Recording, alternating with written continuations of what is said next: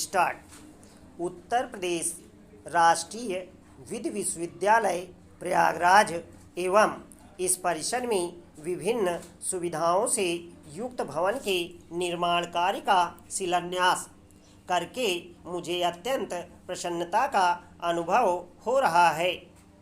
ये दोनों ही कार्य न्याय प्रदान करने संबंधी व्यवस्था के विकास की दिशा में सराहनीय प्रयास हैं। स्टॉप। विधि, शिक्षण और न्याय प्रणाली में व्यापक सुधारों के लिए भारत की न्यायपालिका तथा केंद्र और राज्य सरकारों द्वारा मिलकर निरंतर प्रयास किए जा रहे हैं। स्टॉप। इन प्रयासों के लिए केंद्र और राज्यों के स्तर पर विधायिका, कार्यपालिका और न्यायपालिका की ओर से योगदान करने वाले सभी लोग प्रशंसा के पात्र हैं। Stop para. इतिहास की दृष्टि से इलाहाबाद हाई कोर्ट भारत में स्थापित किया गया चौथा हाई कोर्ट है। स्टॉप। महत्व की दृष्टि से यह हाई कोर्ट देश की सबसे बड़ी आबादी वाले राज्य में न्याय प्रदान करने की जिम्मेदारी निभाता है। स्टॉप। न्यायाधीशों की संख्या की दृष्टि से यह देश का सबसे बड़ा हाई कोर्ट है। स्टॉप। परंतु इन सभी तथ्यों से अधिक महत्वपूर्ण है इलाहाबाद हाई कोर्ट की वह परंपरा जिसमें महामना मदन मोहन मालवीय, मोतीलाल नेहरू, सर तेज बहादुर सप्रू, राजर्षि पुरुषोत्तम दास टंडन और कैलाशनाथ काटजू जैसे प्रखर व राष्ट्रप्रेमी अधिवक्ताओं ने इसी परिसर से भारतीय इतिहास के अनेक गौरवशाली अध्याय लिखे हैं। स्टॉप।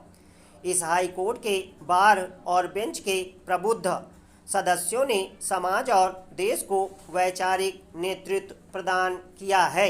Stop para.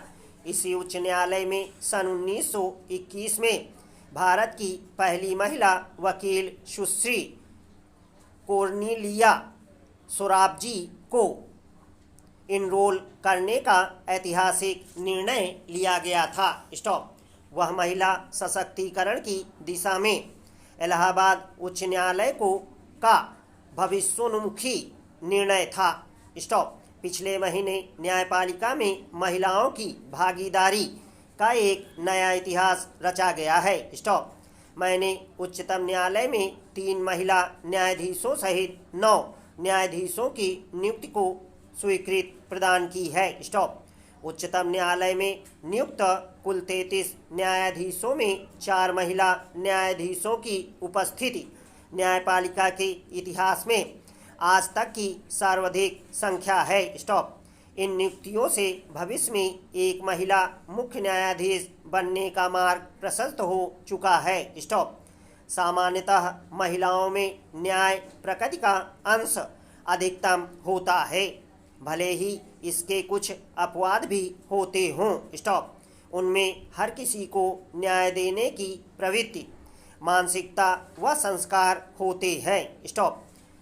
मायका हो, ससुराल हो, पति हो, संतान हो, कामकाजी महिलाएं सबके बीच संतुलन बनाते हुए भी अपने कार्य क्षेत्र में उत्कृष्टता के उदाहरण प्रस्तुत करती हैं। स्टॉप। सही मायने में न्यायपूर्ण समाज की स्थापना तभी संभव होगी जब अन्य क्षेत्रों सहित देश की न्याय व्यवस्था में भी महिलाओं की भागीदारी बढ़ेगी। स्टॉप।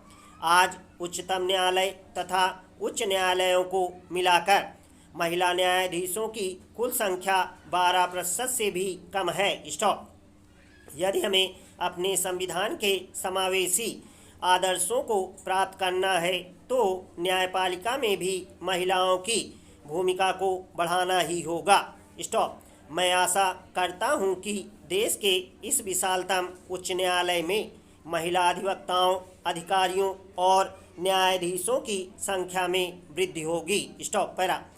एक अधिवक्ता के रूप में मैंने देखा है कि अधिकांश युवा व सामान्य परिवारों के अधिवक्ता उनके सहायक तथा वादिकारी न्यूनतम सुविधाओं के अभाव के कारण अनेक प्रकार की कठिनाइयों का सामना करते हैं।